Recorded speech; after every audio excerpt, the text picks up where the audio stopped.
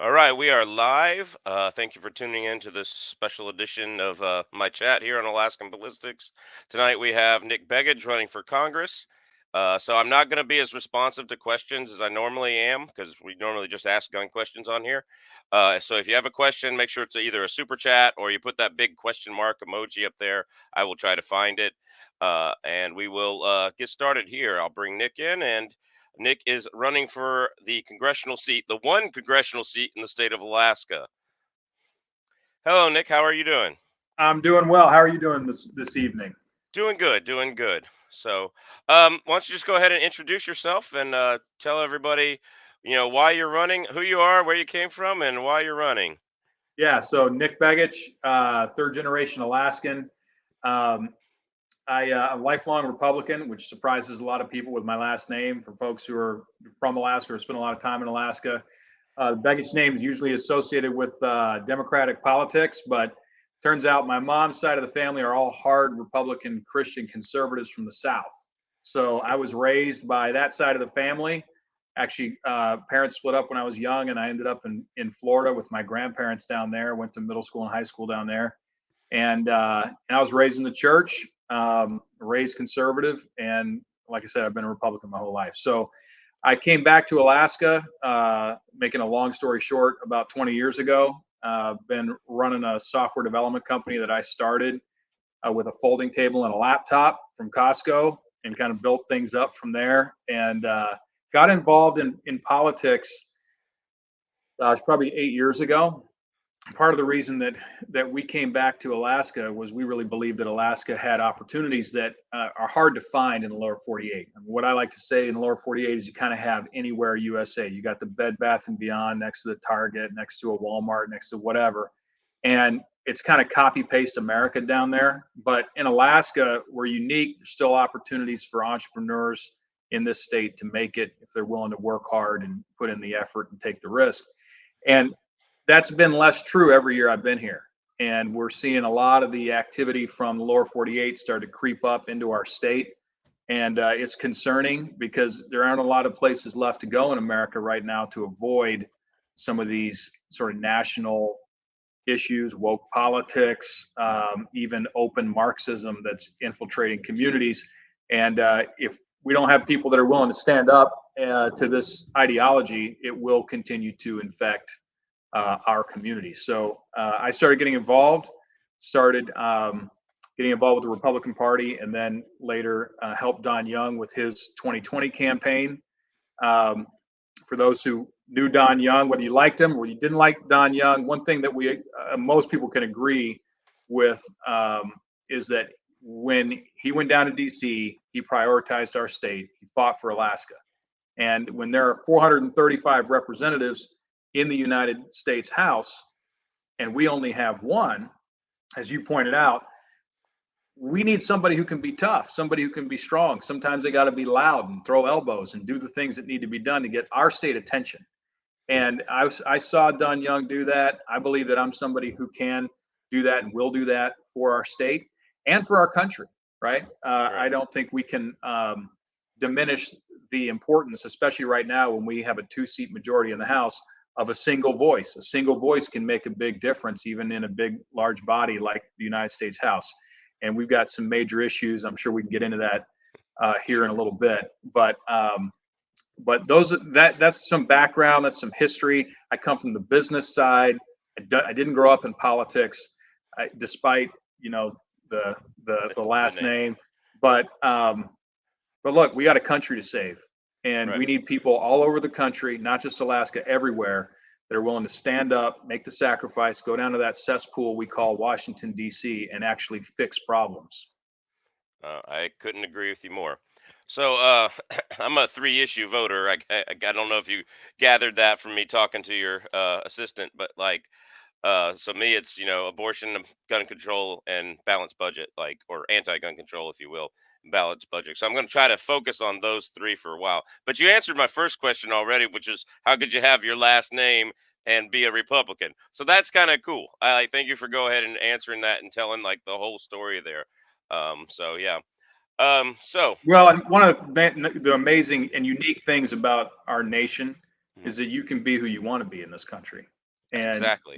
it's interesting. My dad, I would like to say that I was the first one to break from the politics, the traditional politics of that side of the family. But my dad, he was Alaskan Independence Party for 20 years, Mhm. and he's been a libertarian following that. So I guess he broke the mold first. And There you go. yeah, Cool. Awesome. So, with that, to me, our greatest threat is, as a nation, is our national debt. Like, if you go to usdebtclock.org, you can just see it ticking and ticking and ticking. And in Biden's term, it's grown over 5 trillion. In Trump's term, it grew over 9.5 trillion. I always tell people I have 9.5 trillion reasons why I don't want to vote for Trump. Um, but would you, if elected, like introduce legislation or co-sponsor legislation if it's introduced for a balanced budget amendment for the United States? 100%, 100%. I tell people all the time, this is the largest national security threat that we have as a nation long term, is the national debt and deficit spending. Right now, we are spending $1 trillion every 100 days in money Yep. we don't have that gets added to the national debt permanently, right? Our deficit is out of control. And the reason our deficit is out of control is because the role of government has become unconstrained. Our Right. Constitution lays out a series of constraints for what the federal government is supposed to do and the things that it cannot do, things that are left to the states, rights that are reserved for the people. And the federal government has used certain clauses um, in the Constitution as mechanisms, such as the General Welfare Clause, to Right. attempt to expand dramatically, and has successfully dramatically expanded the scope of government. And it's resulted in a ballooning of federal overreach, not just in Alaska, but across the country. And it seems right now it's hard to even keep up with all the different ways that the federal government is trying to control our lives. Right. So um, yes, we have to have a balanced budget amendment that gets passed in order to put government back in its lane. Right. Um, but it also there are things we can do to get excuse me, to get this under control. One, interest rates right now are absolutely bonkers relative to where they were. Right, historically Right. maybe not, but relative to where they were in recent history, we need to lower those rates. 40% of all U.S. Personal income taxes are going to pay interest on the debt. Yeah. So 40%, if you're a Yeah. taxpayer out there listening today, 40% of your money that you pay the federal government right now is going to pay just interest on the debt. That's So, insane. And it's y- getting worse yes, it all the is. time.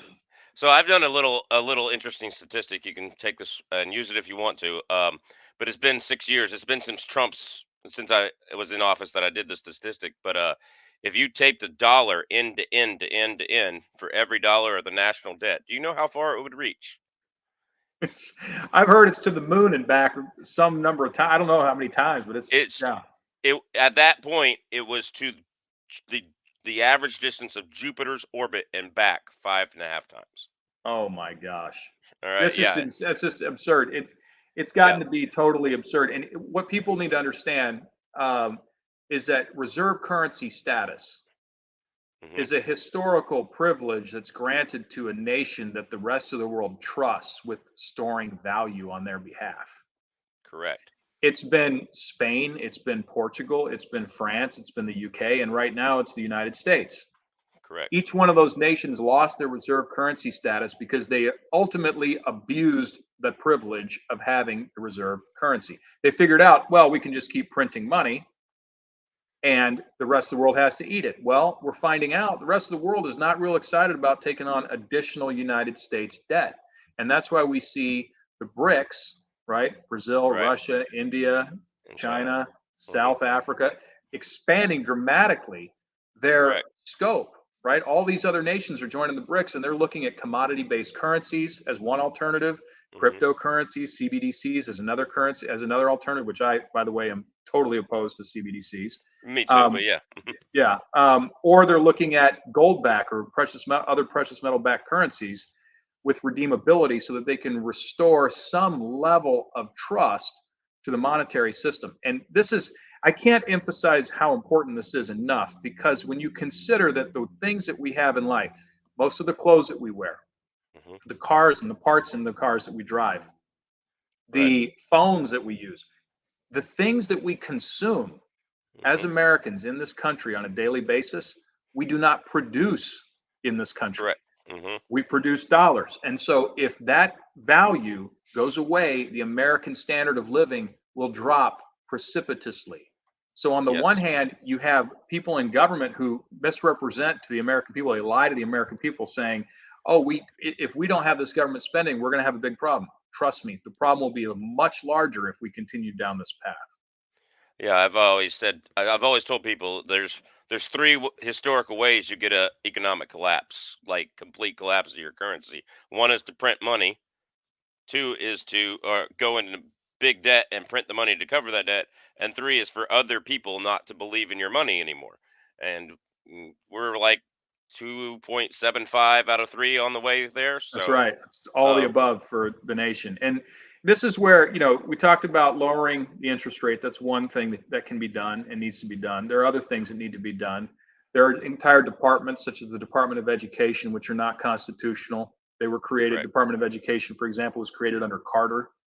Hmm. There are a number of departments like that. They simply need to be cut. If we're going to be funding the states, it can be done in block grants. You don't need all this other infrastructure, and we don't need the strings that come with federal money that are Correct. pushing certain agendas into the states.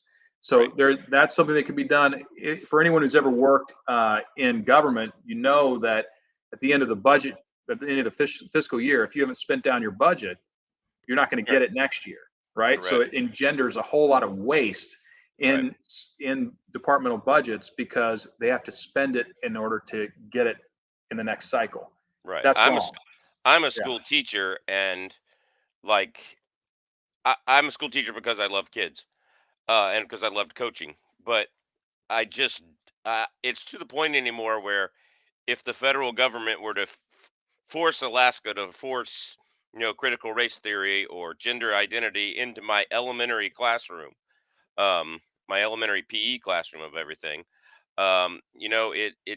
it would get to me to the point where I couldn't be a teacher anymore, and that means I wouldn't have health insurance for my kids or that kind of thing because YouTube isn't paying for that. So yeah. So that brings me to another question about the budget and the fixing the dollar. Would you introduce legislation? That's kind of the way I like to see it because Alaskans are tired of Republicans who say one thing and do another. Oh Murkowski. yeah. Did I say that out loud? Um, and honestly, also to Don Young a little bit too, like in my opinion. Um, but we're like tired of Republicans who say one thing and do another, and Yeah. so that's why I'm phrasing it. Would you introduce legislation? Um, and so, would you introduce legislation to get the currency, either commodities or gold or silver or platinum, backed, um, so that the currency's worth something? Yeah. So I think that let let's take it one layer further back. Okay. So the idea of having a backed currency, if you really want to dive into this, I've thought a bit about this particular Okay. question. So Yeah. a commodities backed currency creates some problems. Okay. And the Hmm. reason, particularly if you're talking about things like base metals, like copper or nickel, um, or oil and gas, because what would occur under those circumstances is if you have a redeemability window for currency to directly buy those commodities, it would encourage some people to hold and hoard those commodities, which drives their price up further. So you could have a problem with actually economic activity if the currency is backed by a useful commodity. That's why gold, I think, for 5,000 years was a historically good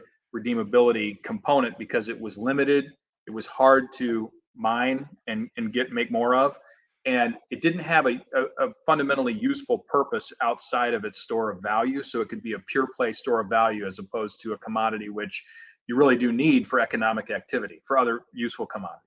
So I don't think, and there are people far smarter than I am on these issues that have studied it more than I. But I think what you're really trying to get to is something that will constrain government's ability to print money ad nauseum. That is the objective, right? Right. And so if you have a redeemability window with gold, that gives us an opportunity to do so. If we were to, for example, allow redeemability of U.S. dollars into gold like we did in 1971 and prior, right? Right. um, the price of gold would shoot up to probably there's all kinds of estimates, at least $15,000-$20,000 an ounce, right? Maybe Right. higher. Hmm. And Hmm. so then you have another potential challenge. The potential challenge becomes, okay, if there's redeemability into gold and gold is now 3 or 4 times the price, does that mean that it becomes a massive economic push to go mine gold, right? Have we changed the economic incentives of people on a regular basis? I don't know. I'm not an economist in that respect. So there may be an implication of that. But I think that the objective is good, right? So the objective Right. has to be constrain government and constrain the the Fed's ability to print money ad nauseum. We have to restore confidence, and the way you restore confidence is through scarcity. And that's Right. what gold redeemability did. That's what currencies like Bitcoin, that's why they're so valuable, right? Hmm. To a certain segment of the population. I happen to be an early adopter personally of Bitcoin. I like the Right. idea of private money. I don't know that one of the core functions of government needs to be controlling our money supply, because if you can control a money supply, you can control a people. And Agreed. so, that for those who may not be aware of this, we're on our third Federal Reserve Bank in the United States. This is not the first one. This is the third one. We had Right. 2 others and we got rid of them Hmm. because ultimately they lead us down a path where we're doing centralized engineering of an economy through control of the money supply and interest rates. And I'm not somebody who believes in centralized control. I think we need to decentralize control as much as possible. And so, however we get there, I think all of those ideas are worth exploring. I think gold is probably better than commodities, and maybe better than commodities is something that's backed by a basket of things like Bitcoin. And as wild as that may seem, other nations are doing it. You see, El Salvador has Hmm. adopted as a portion of their treasury foreign currency reserve assets, Hmm. Bitcoin, gold, other assets that provide confidence to investors when they're going down there, that when they transact, whether it be in the local currency or US dollars, which you can use down there, or in crypto, that they've got some confidence that the economy is going to remain solid. Awesome. Yeah. Well, that's a good answer, and I appreciate the honesty there. With that, I'm a science fiction guy, so the first one to mine asteroids would collapse the economy with all the gold pouring in. So That's yeah, actually, that's actually true. yeah, There's a couple of asteroids that are reported to have quadrillions in gold, silver, iron, nickel, and other assets out yep, there. And you can figure that out. I mean, Elon Musk, as wild as it seems for some folks, look, this guy is pushing the boundaries of what we thought was possible, and you know, there's no telling where we're going on that front. That's why it may end up being that cryptography is one of the ways that we achieve restore confidence in some of these systems. yes, absolutely. Um, so let's transition over to kind of gun control and what the ATF has done over the last few years, without without the legislation by Congress. The ATF has, said pistol braces were legal for over 10 years, over a dozen years for bump stocks, uh, and then like now there's a rule out that I have to register how much gunpowder I have with the local fire department, or yeah, with the local fire chief, fire department. I got to register how much gunpowder is in my house with him, according to their new latest proposed rule, which is giving the government information they don't need to have. That's right. I consider that the same as going after my gunpowder at Concord, and somebody's got to be the Lexington and stand in the way. Would you introduce legislation to impeach these officials at the ATF and anybody who had a hand in it? And that includes former President Trump, because he told them to do the bump stack ban. Um, Anybody who had a hand in it, would you introduce legislation to impeach them for overreaching their authority? Well, I wouldn't introduce legislation to impeach Donald Trump. Let me just say that right up front. But for those who are in the ATF, um, if they are violating the Constitution's Second Amendment, then they need to pay a consequence for that, and that may include um, impeachment in their roles. Now, if Donald Trump comes in, right, if by the time I get to Congress, Donald Trump's going to have his own team in place, and I Right. would hope that they wouldn't be engaging in creative and new ways to infringe on our Second Amendment rights. But if somebody did, yes, I would. And so here's the thing: the Second Amendment is abundantly clear. It couldn't be more clear Right. than it is. Mhm. The right of the people to keep and bear arms shall not be infringed. Shall not is a legal term of art. It's very clear. And what all the examples that you just described are examples of infringement on rights. One of the things that people don't understand, and I'm sure the listeners here understand, but most folks out there in the public, there's a misunderstanding that the Second Amendment is there for hunting purposes. Well, Like your hunting's opponent, great, but that has nothing to do with the Second Amendment at all, right? right? Like your Democratic opponent said in her campaigns. Yes. That's right. It's ridiculous. They were coming off of a revolutionary war, a war they were able to fight. Our founders were able to fight because they were armed. They had firearms, Hmm. and They had cannons. they had cannons. That's right. Right. We had the ability to stand up to tyranny because we were a population that was armed and informed, by the way, and Yes. informed. There were a lot of people very smart back then, and a lot of our founders were they were not old men. These were young people, many of them, right? And they were Right. well studied and well read and understood how to architect a system that would create intentional tension and that would be self-reinforcing, right? It would keep Right. things in check and balance. It would be vested Absolutely. powers and enumerated powers, but um, it was genius in its construction, but it was only possible because our founders were well informed. But that war was only possible because we were well armed. Right. And what we see in history time and again is despotic governments, one of the first items in their playbook is to disarm the populace because a disarmed populace cannot push back.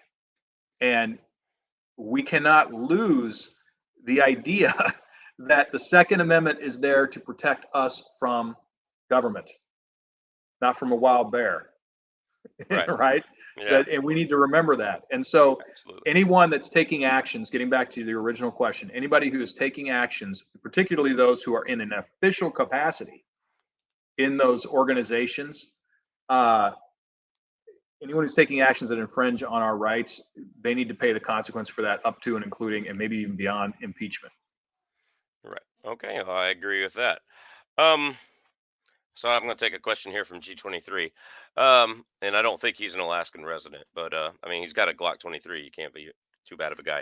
Alaskan ballistics, would he be willing to introduce legislation to remove any politician who introduces unconstitutional bills? Well, we don't have a constitutional mechanism to do that. The the voters have mechanisms for impeachment, and they have other elections that can be taken, but I'm not aware of a constitutional mechanism that would allow us to do that outside of a president, right? So you can bring a president, you can bring executive administration officials up on impeachment charges, and that's the constitutional mechanism for those executives. Yes, but when you say any politician, there's politicians at all levels, from local levels all the way up to the president, and the Congress only has certain authorities under the Constitution with respect to some politicians, some elected officials. So for those that the Congress has the authority to get rid of, absolutely. Okay, that's a good answer. Does that include Supreme Court justices? Could Congress, for a high crime or misdemeanor, impeach a Supreme Court justice? I Yes, they can, and the it's an interesting question in this Mm, context. I mean, I don't consider although today it may be different the way that we're getting these people into Supreme Court justice roles, but they're not typically falling in the category of politician. They're right. supposed to be, and just for if people haven't figured this out yet, I am an originalist, a textualist. I believe in the word that the Constitution was written with, in the meaning of the words that those words held at the time that they were written. And we need originalist justices on the Supreme Court, and we've got activist justices in a couple of cases. And um, That is wrong. The politicization of the Supreme Court is a dangerous route for this nation. And I'll tell you, for anyone out there, whether you like Donald Trump, you don't like Donald Trump, you have mixed emotions about Donald Trump, one thing that I hope any conservative can agree with is that Donald Trump's Supreme Court appointments were far better than those that we would have had under a Hillary Clinton Wait, administration. yeah, And that I can agree with. Yes. yeah, You if know, we had Hillary Clinton, this country would be lost. Okay. So I will forever be thankful to Donald Trump for putting forward those justices that are originalists in their interpretation of the Constitution and law. all right. Now, this is an issue that's actually been in the court cases recently. Do you believe it's fair to take gun rights away from non-violent felons? No, I Okay. don't. Um, yeah, and so I mean, even violent felons, in my opinion, if they're being released from prison, then they have every constitutional right back. Why is the Second Amendment any different? You know, I just Yeah, don't get it. they lose the right to vote as well. Hmm. Felons lose the right to vote in elections. That's been something that the Democrats have tried to restore that right to vote in many cases. And I think it's an interesting constitutional question with respect to violent felons and as to whether they should be able to regain access to firearms or regain access to vote. It's not something that I've thought, honestly, I haven't thought deeply about that specific case. But if somebody is a non-violent felon, I believe that they should have the right to keep and bear arms. All right, awesome. I mean, look, and let me expound on that just a little bit further, because at the end of the day, part of the justice system is to allow people to pay their debt to society and then move forward, right? And so, if someone has truly paid their debt to society and they've fulfilled their obligations, then it's time to. If we really believe that, if we really believe that that's the purpose of one of the key components of the justice system, we've got to let people have an opportunity to restore their life. So Mhm. Awesome. Yeah. So, if elected, would you introduce legislation would say that the Second Amendment defines any weapon, firearm that the government can own or that a soldier can carry? I've heard people say it both ways. Is that your interpretation of it? And would you introduce legislation? If it is, would you introduce legislation to do that? To do so? I'm not sure. So so let me rephrase your question. Tell me if I got it right before I Okay, try to answer this. So absolutely. are you saying that are you asking me, is the Second Amendment prescriptive about what types of firearms someone can In a certain legally sense, have? yeah. In a sense, yes. So I guess I'm asking. All right, in 1986, the Hughes Amendment banned the purchase of new machine guns, even though they were already tax stamped and already federally registered. Banned the manufacture of new machine guns for civilian use unless you're an SOT or buy one before 1986. That was made before 1986. So all I did was create an artificial bubble in price to price people out of the market. And of course, That's now the right. NRA gurus don't want to change that because they don't want their value of their firearms to go down, and that kind of thing. So what I'm saying is, would you consider putting forth legislation that says anything a U.S. soldier could carry um, would be legal for a U.S. citizen to own under the United States, of the United States? And I get it. There's that what do they call it? The Davy Crockett, like the mortar launched nuclear bomb they had in the '60s. I get things like that, like Right. and I have my own ideas about that, and that's probably a conversation for another time if you get elected. But like, um, aside from things like that, like the mortar launched nuclear bomb that you had to launch the mortar and run as far as you could, because it was only going 2 miles that way. Um, that they had on the front line of the Cold War, that was right there by the Yeah. Berlin Wall, just going, yeah. Um, but like anything that should I mean, and of course, the NFA I believe is unconstitutional anyway. But should I be able to go buy me an M240 Bravo or an M249 Saw if I'm able to, as long as I am legally able? Because so the biggest thing about us fighting a war against our own government, or that government currently fighting a war against Texas right now, it's just in the courts. But we know how that worked for what was it uh the civil right, the Dred Scott case. I mean, that led right to the Civil War. So we know what these court cases that are going on with Texas and stuff right now. We know it, you know, we know it historically that leads to some idea. So if our government were to like attack us and we had to fight use our Second Amendment rights, would you introduce legislation before that happens that the Second Amendment allows all types of weapons? It doesn't ban AR-15s. It doesn't ban M16s, which had the full auto switch, or M4s.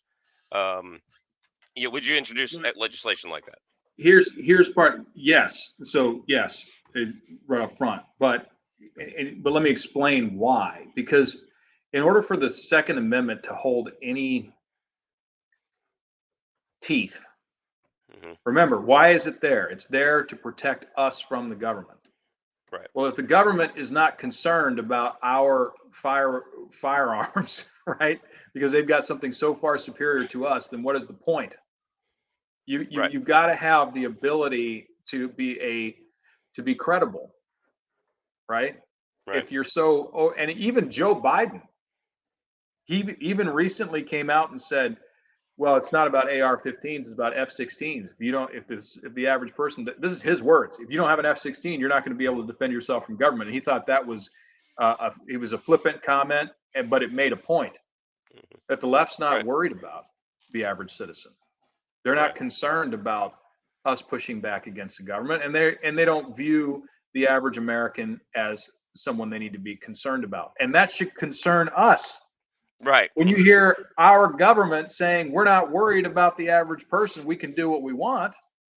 Well, I think we've gone way beyond what our founders would have envisioned for this nation. I think, and I tell people this all the time, if our founders were alive today, they'd be on an FBI watch list.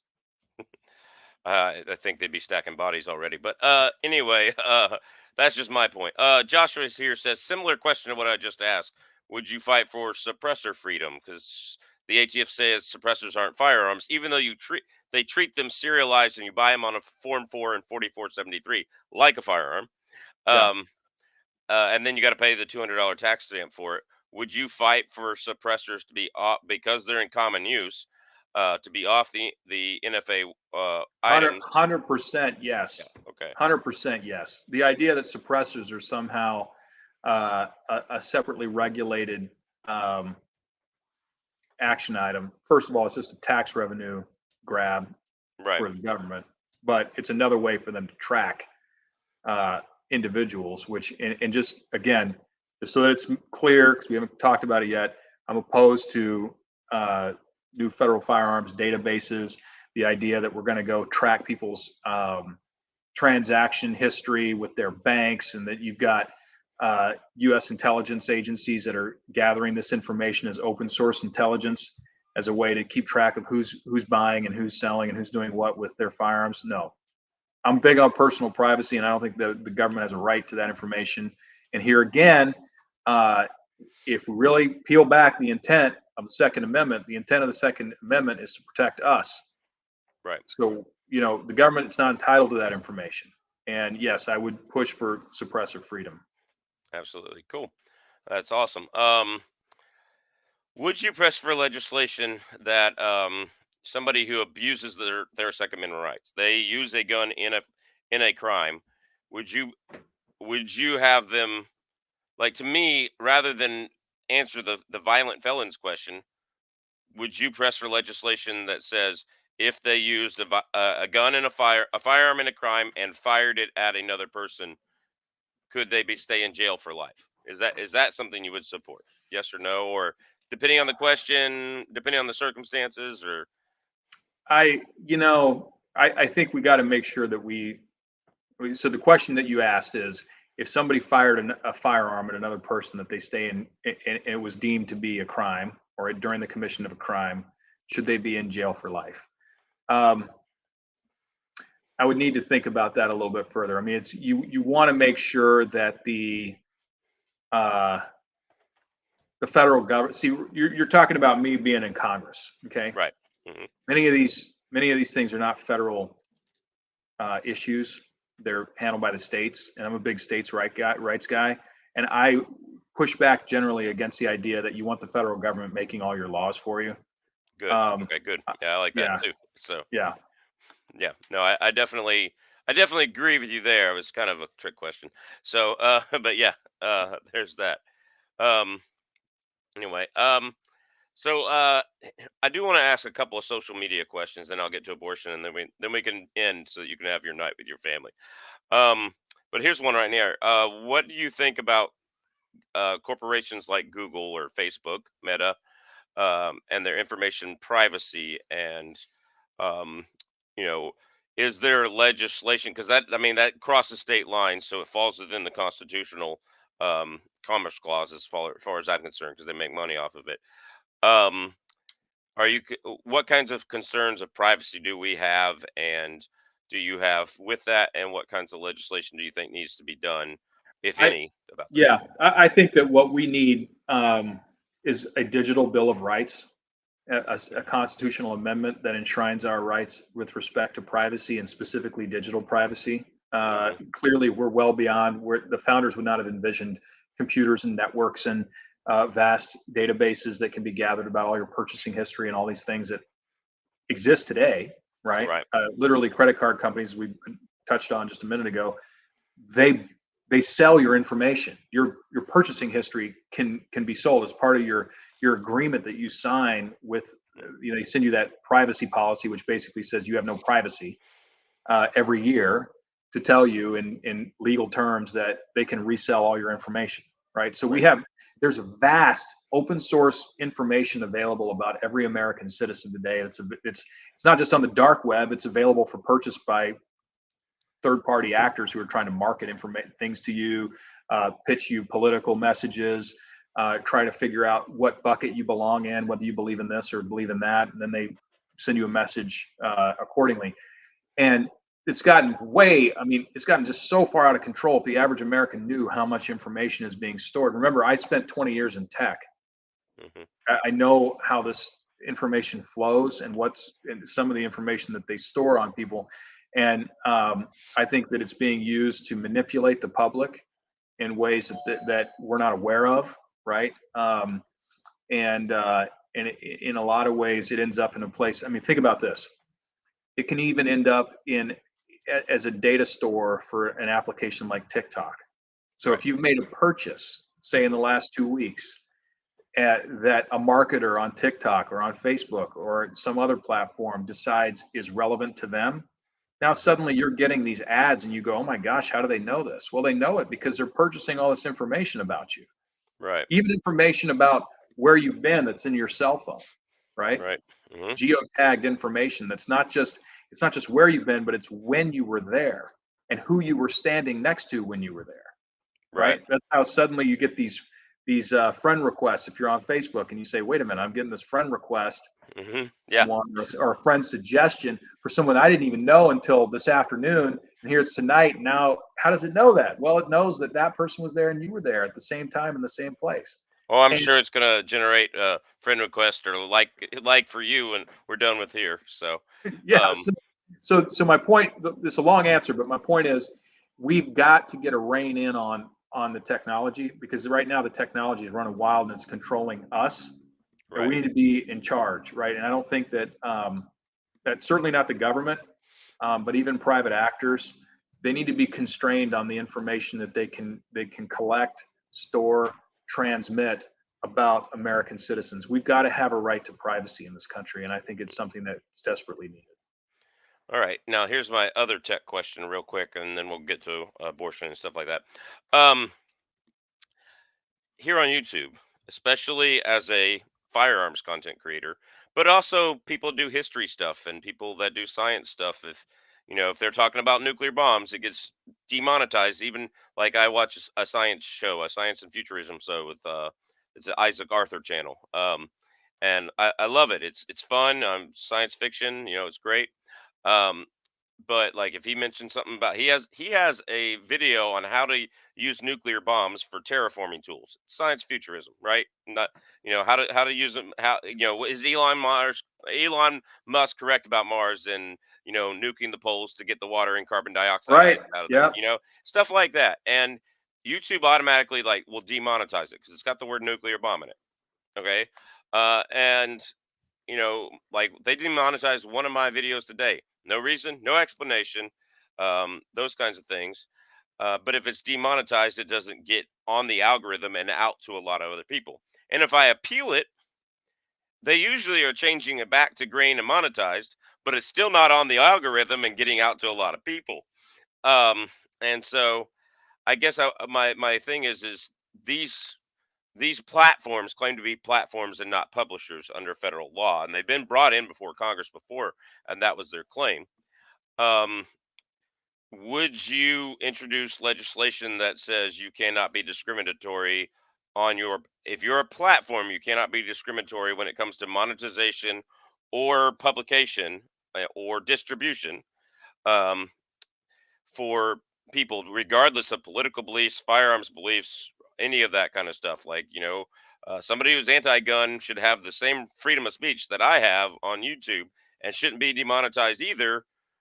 Just like I wouldn't be demonetized for being pro-gun. Like, is that some type of? Would you introduce legislation that would look at that? Obviously, y'all would investigate it more in committee first, and probably call those people in again. I'd like to see you grill Zuckerberg a little bit personally. I love that. Uh, Yeah. yeah. Yeah. Go ahead. Yeah. Yeah. So this is something that Donald Trump tried to do as president, and unfortunately, it still remains to be done. But you're 100% right. You're either a platform or you're a content moderator, right? And what Mhm. happened at the sort of dawn of the internet and the World Wide Web was that legislation was passed that tried to deem these organizations as platforms because they weren't able to monitor and regulate their content in the way that, say, the traditional press had a responsibility to do. So the traditional press reports something that is incorrect, or they push, they yell fire in a theater proverbially. They're Right. they're liable for that. Right. They're financially liable in the courts for that under civil law. And they wanted to carve out internet platforms because there's no possible way that platform creator can be responsible for all of the volumes of content that are coming through. So as a way to create that legal liability shield and allow for innovation to take hold.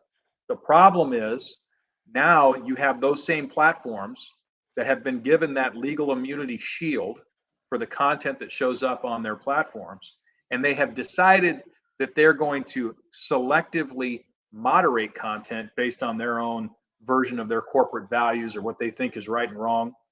And as a result, you've got an ESG DEI layer that is being subtly applied to content throughout YouTube, Facebook, Google, right?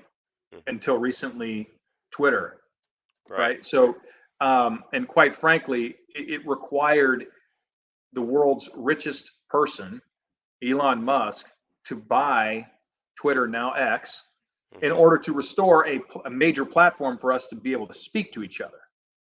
And Right. it shouldn't require that.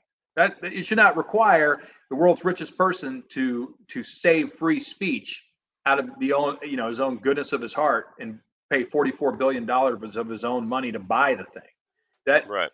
that shouldn't be required. So um, look, it's my view. You're either going to be a platform and allow everything, or you're not. And I say everything within the legal constructs of what everything means. I'm not talking about. Well, we can. There are certain things we can all agree don't need to be marketed to children, for example. Right. Right. I'm not Mhm. talking about that, but I'm talking about free exchange of ideas and perspectives and information. We saw this happen during COVID, Right. and it was terrible. People were there. They were being canceled. Their accounts were being banned. They were losing their jobs, all because of one prevailing perspective that didn't even turn out to be true. Right. Yeah.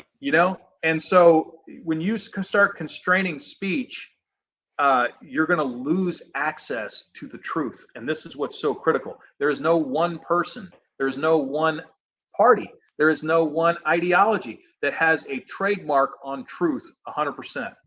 Right. Sure. And if and our founders knew that, that's why they put the First Amendment as the First Amendment, Right. to ensure that we had the ability to communicate with each other. And here's the problem in a social media age: if I can't talk to you, then what good is my speech? Exactly. Right? If I can't reach people because an Right. algorithm is suppressing me, then what good is me yelling in a forest? I may Right. be right. I may be 100% right. I can back it all up. But if I'm being suppressed or banned, then my speech doesn't carry any weight or meaning. And that's the problem with the way that they're applying these algorithms. And it's all done subtly behind the scenes. Only Twitter, to my knowledge, has open sourced their algorithm for how they recommend what goes in somebody's feed. Right. Everybody else is proprietary. And so, to your point, when they demonetize somebody, it deprioritizes that part of the algorithm. That person's content falls away, and the content creator may never know that their content never reached anyone. Right. And proverbially, they're yelling in a forest to nobody, and that's wrong. Yeah. Obviously, yeah. Thank you. Thank you. All right. Getting to abortion real quick because we've already gone 45 minutes, and I told you that was our upper limit. But would you support a bill that banned abortions nationwide, or back to the states, or funding for the states, um, for that banned abortion unless it's in life or death or serious health concern to the mother? So my view is, the Dobbs decision was a good one. I was Yes. thrilled with the Dobbs decision. Taking this thing out of the federal government's hands, putting it back into the states is important.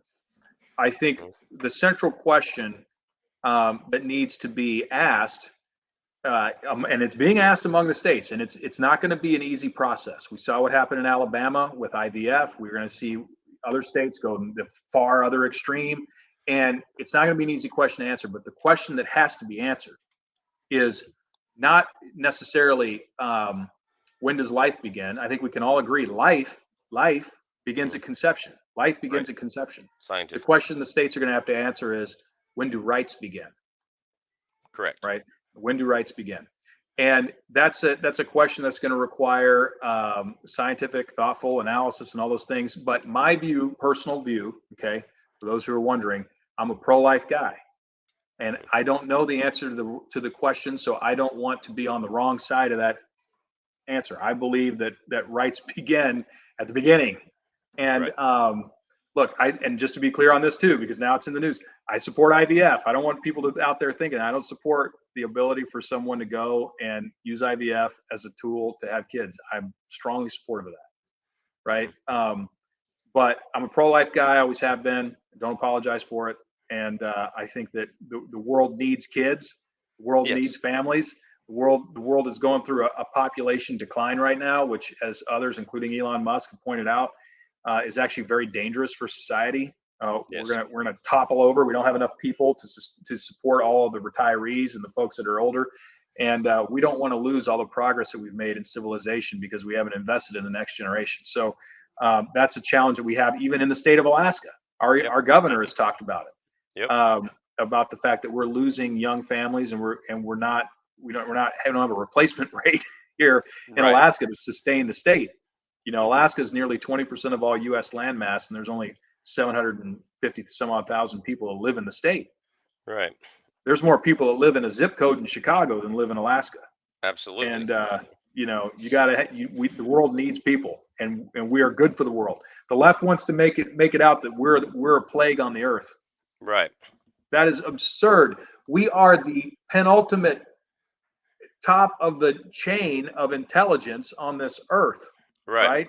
We have a steward role, 100%. We have to be responsible. We have tremendous responsibility that's been bestowed on humankind to take care of our environment and be responsible and all those things. But we're not the problem. We are the solution. We have the opportunity Right. to advance life on Earth, and build civilization and do incredible, amazing things that nothing else on this earth can do. That's right. Right? And humanity is not the problem. And I want to talk about this in this context because it's something I've been Okay. thinking deeply about for the last year. Absolutely. Go The ahead. left and the Marxist left, okay, they have this perspective that that humanity is the problem. And so when you try to understand, it's very difficult a lot of times for us on the right side of the aisle to understand what is the thinking behind the left side of the aisle's approach.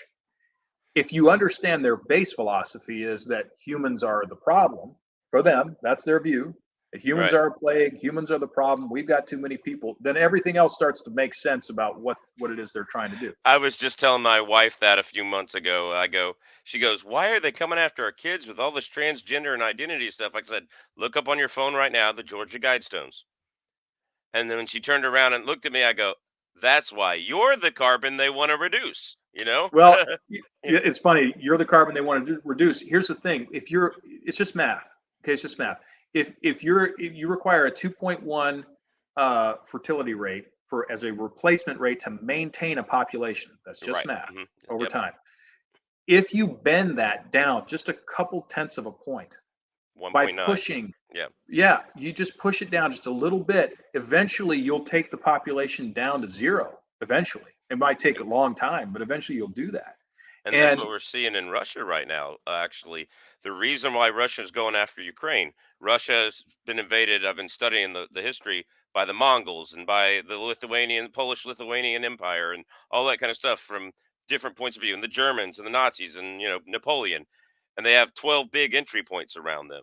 And they're going after it because if they don't go after it now, they won't have the population replacement rate to if they don't go after and secure those entry points to invasion because Russia's a vast plain right there in the middle, and well, so that it's I mean that's interesting why that, they have to do yeah. that.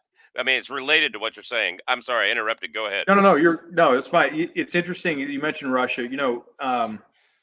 If you look at the estimated both uh, discovered and undiscovered resources, so the estimates of total resources in each nation, worldwide, Hmm. the United States is number two. Yep. Russia's number one by far. Oh, not even close. Yeah, Yep. they have something like, I believe, and someone can go look this up and tell me I'm wrong, but I think it's something like $45 trillion in the ground Oh yeah. in Russia. Hmm. And And you still can pay it's off national interesting. debt with that. Well, it's interesting. You layer on top of the concept that a lot of this is related to resources, Hmm. and it ties back to Alaska. And I tell people, think about what's going on with our foreign policy today, and what was going on in our foreign policy in America historically. And this is just historical fact, and I think it's a good time to remind folks of this. The Louisiana Purchase, which by the way was not just Louisiana, it was most of the Midwest, right? Right. The Louisiana Purchase was a purchase that was made from France by the United States in order for Napoleon to fund his wars. Yep. Okay. Absolutely. Hmm. We got something for our money. That Hmm. is a huge part of the United States today. Right. Alaska, Alaska was bought from Russia. We all know that. Hmm. But the reason why Russia sold Alaska, or their claim on Alaska, however you want to say it, um, was because their treasury was depleted from fighting a war. Right. Okay. That war, it turns out, was the Crimean War, Right. modern day Ukraine, Yep. 150 years ago. All Yep. right. We had smarter foreign policy 150 years ago than we do today. Why? Because we actually got something for our taxpayers' money. There you Today, go. we're Yeah. just giving it away. We're just giving it away. It's not even a loan. We're just giving it to people. Hmm. And whether you agree with the war or you don't agree with the war, it's a bad foreign policy. We were getting things for our hard earned money at that time. And we actually, for those who are in Alaska right now Hmm. watching this, you live in a state because we had smart foreign policy, Right. Yeah. right?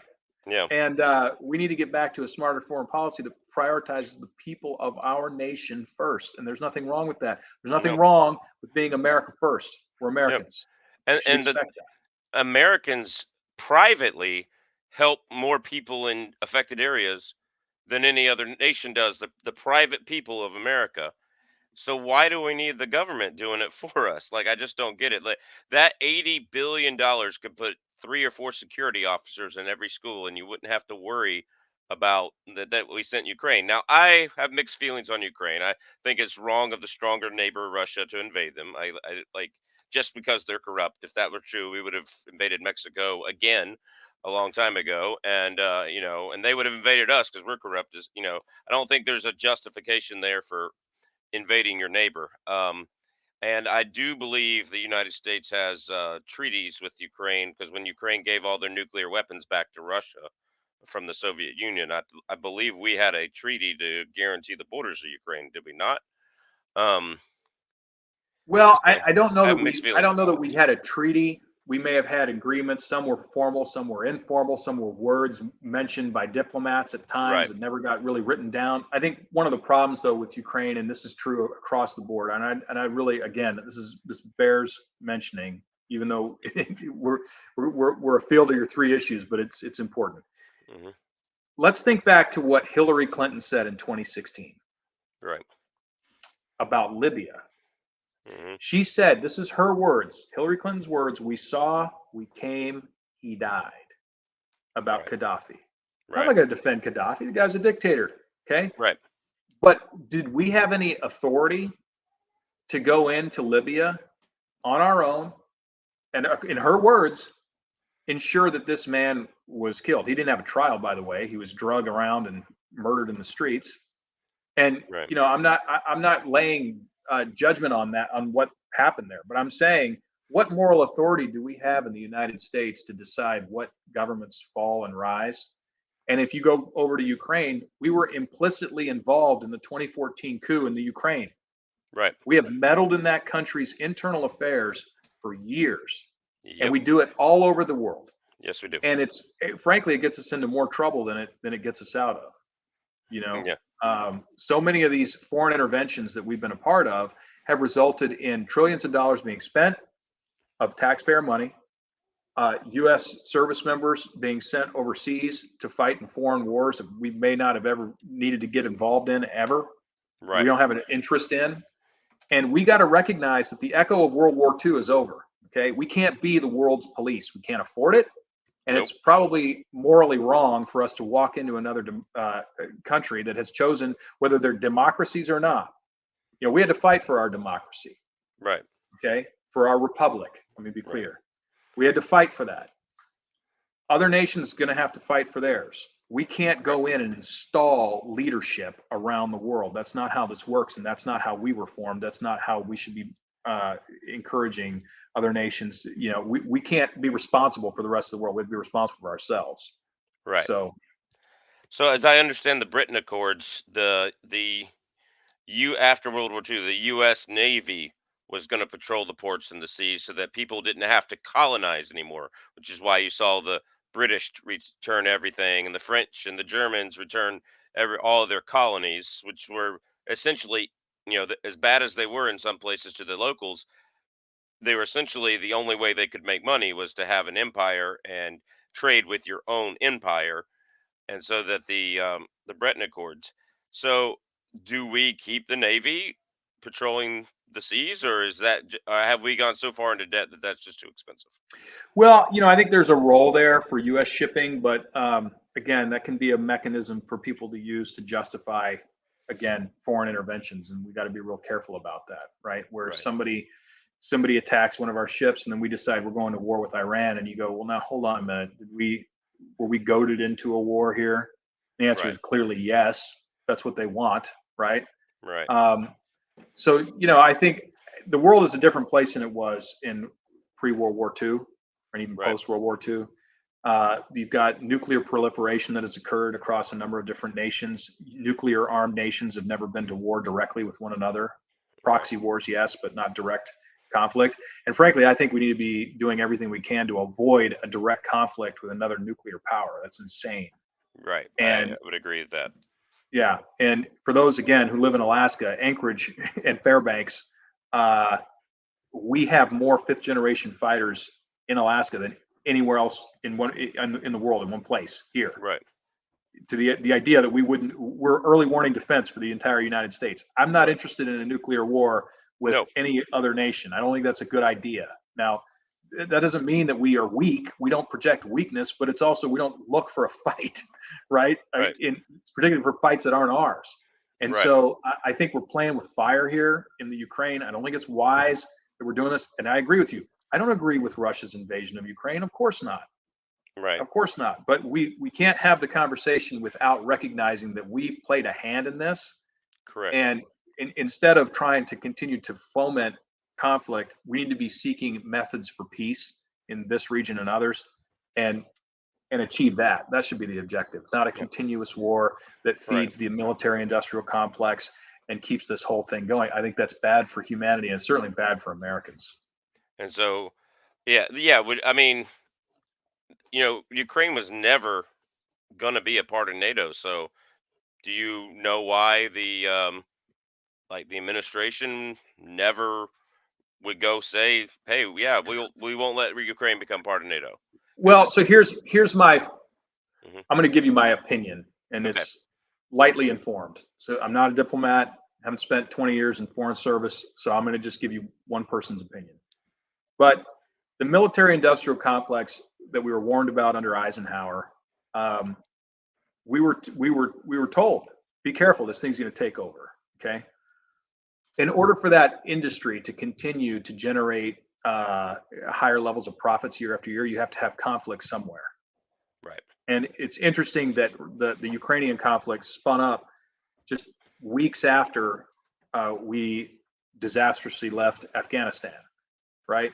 Hmm. So there seems to be some mechanism to create continued conflict somewhere in the world that is used then to justify continued warfare.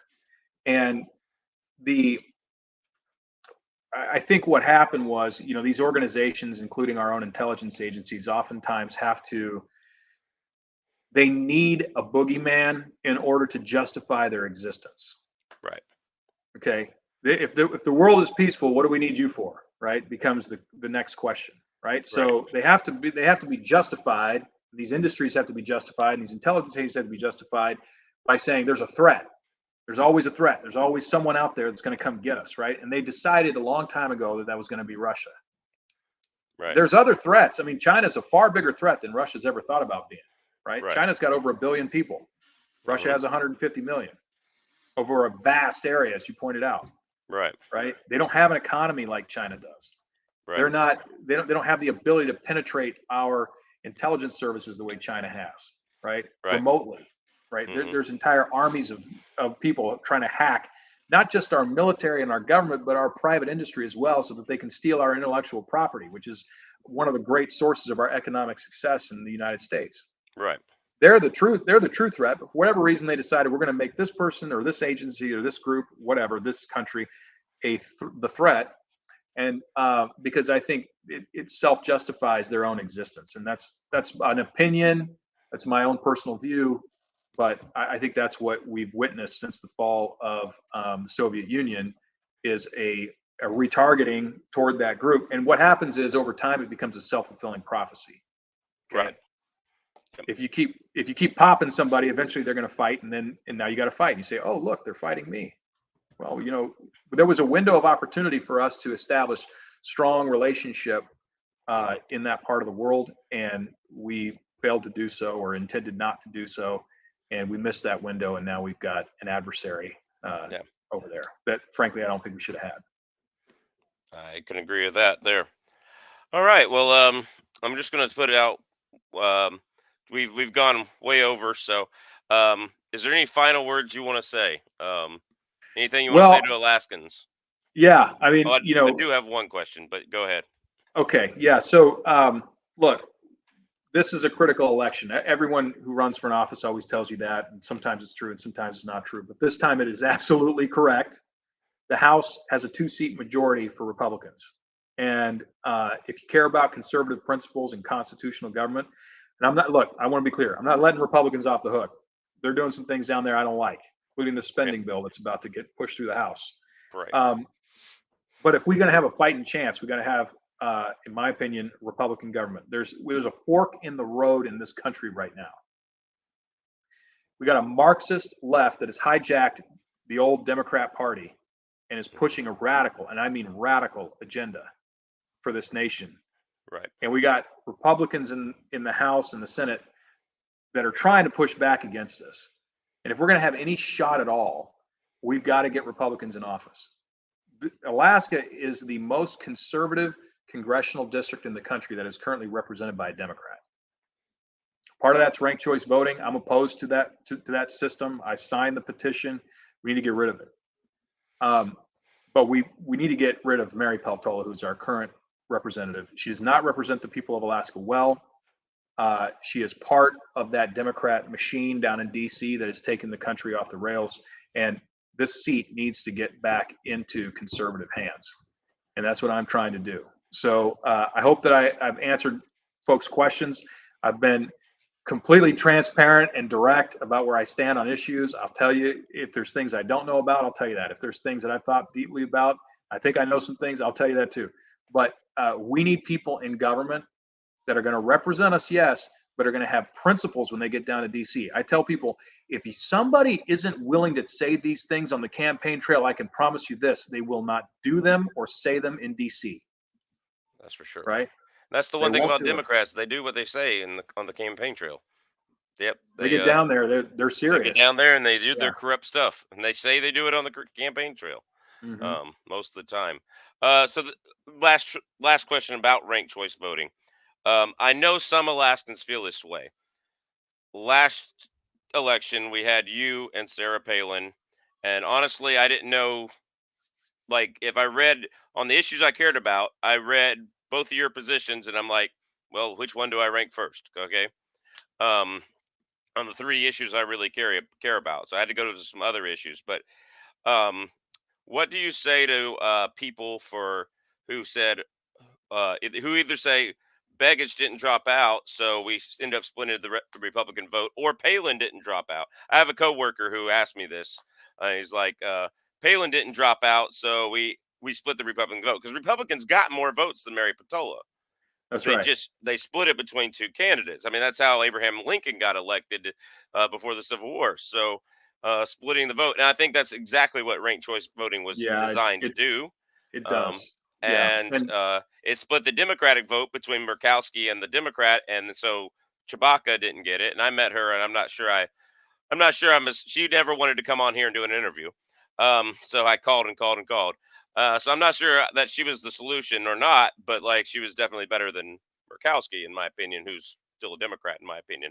So like Alaskans and conservatives in general are tired of Republicans who get in there and act like Democrats.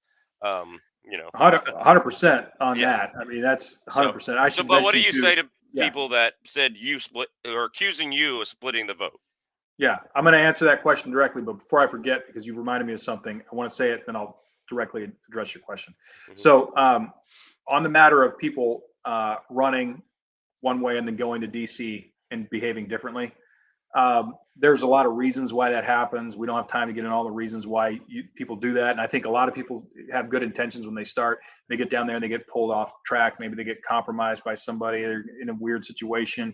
They got the wrong staff. Oftentimes is part of the problem, that they surround themselves with the wrong people. I think you've got to make sure you've got conservatives and people from your home district, not just DC critters down there. You got to have people that know the process, yes, but you got to have people from home who can keep you honest about your campaign promises and the principles that you ran on, Right. and that you believe in, right? So I think that's all part of the answer to that puzzle. I am endorsed by Vivek Ramaswamy, Byron Donalds, who's a strong conservative.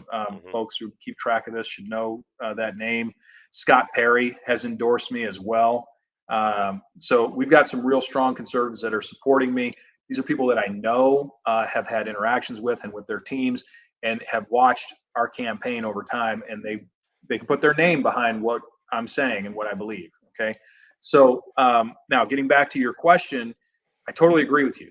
You know, our campaign last time, this is the first time we'd ever used ranked choice in Alaska. And I think there was a lot of confusion even among the campaigns, right?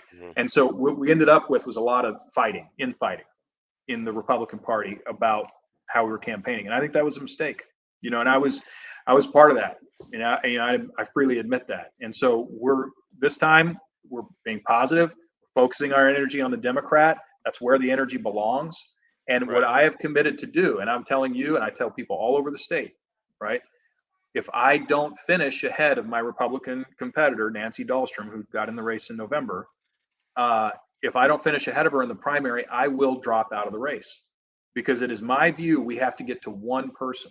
And let me explain why we have to get to one person. Having gone through the experience in 2022 and seen it personally, been in the middle of it all, what ends up happening is the Republicans in the race, or anyone right of center, whether Republican or Libertarian, whatever, they end up fighting over who's the most conservative. Right. Okay, in order to figure out who's going to finish ahead of the next person. Well, that's a worthy debate that usually happens in the primary. Okay, Right. we don't really have a primary, do we? We have a delay. I call it a delayed primary because the primary does happen. We just have to wait until November now. Right. Okay, so we have a delayed primary. Now, I tell people, look, if you think the Democrats love ranked choice voting, why aren't they running 4 or 5 candidates on their side of the aisle? They run one candidate because they know that if they had a fight over who was most progressive on their side of the aisle, they'd lose Alaska by 20 points. So they run a candidate who's able to sound moderate on the campaign trail. But then, of course, as we know, Mary Peltola votes with Nancy Pelosi 90% of the time. 85% of the time, she's voting with Ilhan Omar. That's not moderate. That's extreme. Okay. Right. But she doesn't run an extreme campaign. She runs a moderate sounding campaign so she can go back and vote with her extreme friends. Well, if we spend all our time fighting with each other on the right, we never get the opportunity to expose that record. And that's what we missed last time. That's what we have to get this time. And I'm opposed to ranked choice. I've made it clear. But as long as we have the ranked choice system, I believe we need to self-impose a primary. That needs to be the way that we handle this going forward. I believe, having learned from 2022, and that's my commitment to the people of Alaska, that I will do that if I finish behind Nancy. And I would hope that others in the race would commit to doing the same for the same reasons that I'm doing this. Okay, awesome. Thank you. That's a great point. All right. Well, yeah, we have to get rid of Mary Patola. I don't know if you saw my little short video that I when I walked up to her and asked her why she voted for flag law funding, and the look on her face was just, I did that. What? Huh? Like she was just dumbfounded. Like, I mean, she should have known that was the Bipartisan Safer Communities Act, and she should have had a response, even if I don't agree with that response. You should be able to have a response. Instead, her camera guy is trying to get in between us. I mean, of course, I'm Alaskan. I had 2 guns on me, but I also had my 3-year-old on my shoulder, on my shoulders while I'm filming with this hand, right there. So like, I wasn't a threat. It's like, Yeah. don't walk away. Have something. It's best 17 seconds of film I've ever taken. So well, I'll tell you, you know what? It's important. People have a right to approach their representatives and get answers, and we don't have to agree with all the answers that a representative gives, but you got to know where you stand. You got to know why you took a vote that you took, and I hope it's not because leadership told you to take the vote. Right. It's not a good answer. Right. Got to be a reason. And look, some of these bills are not easy. I'm not even close to defending her vote on that. I want to be clear, but I'm just generally speaking now. Some votes are not easy because they throw everything in the kitchen sink in a bill, right? And you got to make a judgment call. A lot of times though, I think the judgment call is wrong. I think you got to say no.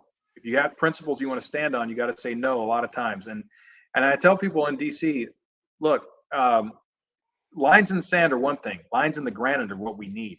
We need something that's not going to change. And it's all the little compromises that we've taken as Republicans that have gotten us to the point where we're at.